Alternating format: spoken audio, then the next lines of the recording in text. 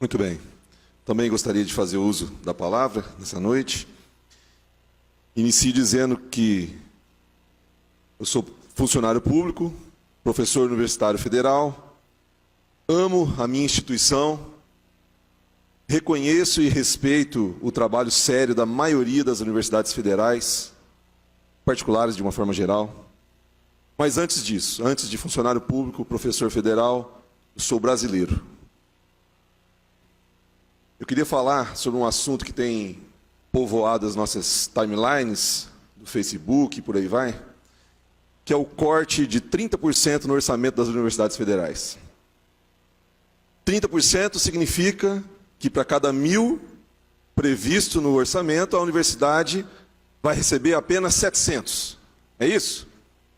É isso que qualquer um entende de matemática. No entanto, não é isso. Os anúncios que aparecem nas manchetes é esse, 30% de corte, que levam a todos a entenderem que, de cada 1.000, a universidade vai receber apenas 700. Mas não é a verdade, não é, embora seja essa mensagem passada pela mídia. A verdade é que, de cada 1.000 previstos, a universidade receberá algo em torno de 930.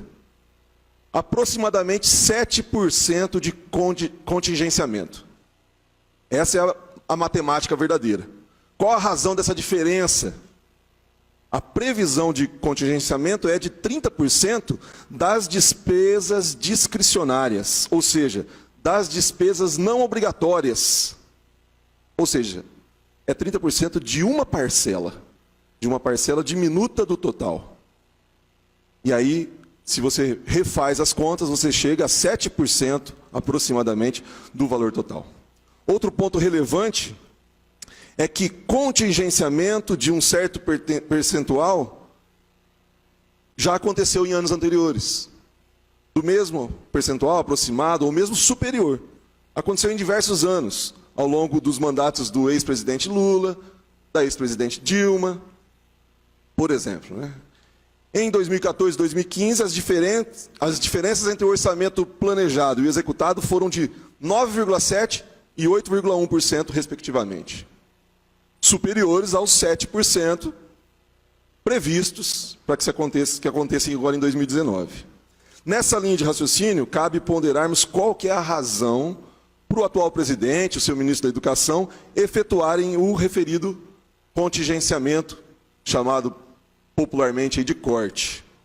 É óbvio que o presente aperto financeiro, a crise sem precedentes que estamos enfrentando, vem como resultado de decisões equivocadas anteriores, dos governos anteriores.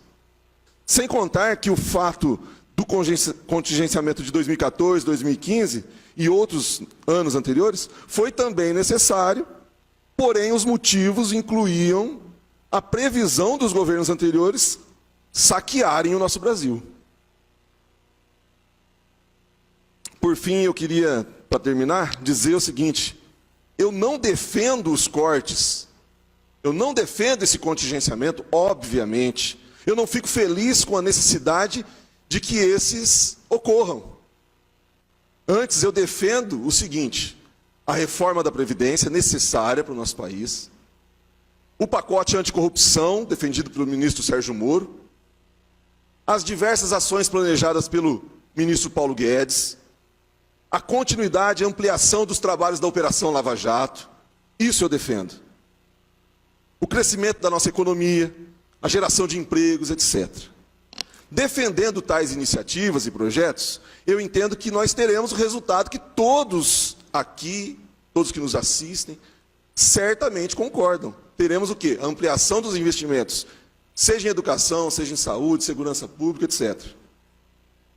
Prezados, para terminar, não é à toa que grande parte dos que estão alardeando e superestimando os números, superestimando o corte, inclusive torcendo as informações e os números, não é à toa que eles são também contrários à reforma da Previdência e aos projetos que eu citei agora há pouco. Eles são, na verdade, contrários ao governo. São resistência. Do contrário, eles teriam feito o mesmo barulho que estão fazendo agora em 2014, 2015. Mas não fizeram.